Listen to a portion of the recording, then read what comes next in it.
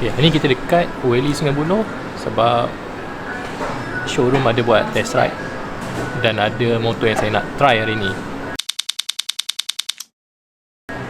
Motor apa? Motor ni kan, dia dah launch 2023, tapi sampai sekarang saya tak pernah nampak motor ni dekat atas jalan raya. Second hand pun tak ada. Sama ada motor ni terlalu bagus, orang tak nak jual, atau tak jual langsung. Lepas tu dekat dia punya Facebook group tak sampai 500 orang. Tu yang pelik tu. Terima kasih Weli Sungai Buloh sebab anjur test ride untuk motor-motor Aprilia.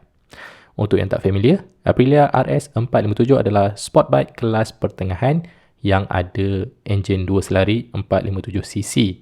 Ia hasilkan 47 horsepower dengan 44 Nm torque.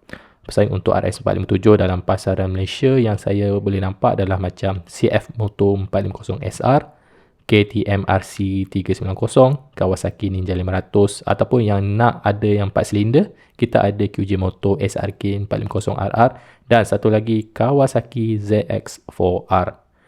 Sebenarnya segmen ni dia agak rumit lah, sebab saya kata rumit adalah motor segmen ni rata-rata adalah antara 30 hingga 40 ribu. Pada harga tu, ada motor yang harga dia lebih kurang tapi power sekali ganda lebih tinggi. Contohnya CF Moto 675 SR. Tapi kalau kedai nak turunkan harga pula, ia dah masuk dalam kawasan CBR 250 RR yang ada power lebih kurang sama tapi lebih murah daripada segi maintenance. Contohnya road tax lebih rendah, insurans dan juga keyakinan pengguna itu sendiri pada jenama. Unit yang saya cuba ni dah dipasang dengan exhaust aftermarket jenama SC Project.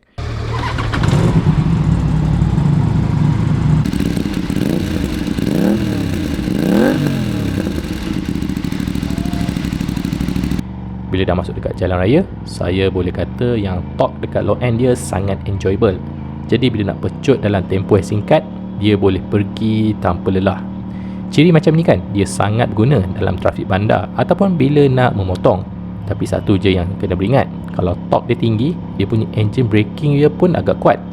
Waktu throttle dia dilepas, memang terasa depan motor ni menjunam dan rider perlu berhati-hati. Dengan engine crank 270 darjah, bunyi dia memang sedap didengar. Dia lebih menjurus kepada thumping letup ala-ala motor silinder tunggal berbanding bunyi mesin jahit crank 180 darjah.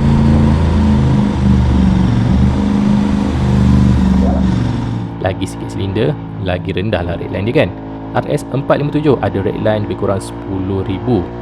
Dengan 82% torque dah boleh guna dekat RPM 3,000. Jadi memang senang nak sampai rate line, bermakna memang akan kerap tukar gear. Bagusnya motor ni, quick shifter atas bawah datang stop, dan prestasi quick shifter motor ni memang cemerlang. Saya boleh letak dia separas dengan Kawasaki. Bila turun gear, auto blipper dia bagi rem yang cukup ngam, tapi tak sedramatik ZX4R. Sistem brake dan suspension pun saya rasa cukup berdasarkan pengalaman yang singkat. Contohnya bila hard braking, suspension dia mampat secara linear dan mudah dijangka.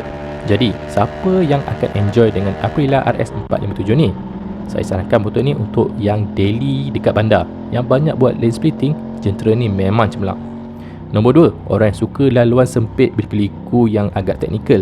Contoh dia Bukit Tinggi. Sebab kena hard brake dan bila nak exit corner, ia ada torque yang cukup untuk bawa motor ni kembali ke kelajuan yang selesa secepat mungkin. Untuk highway, ia agak bosan sebab cepat sangat capai top speed, lepas tu terus menung.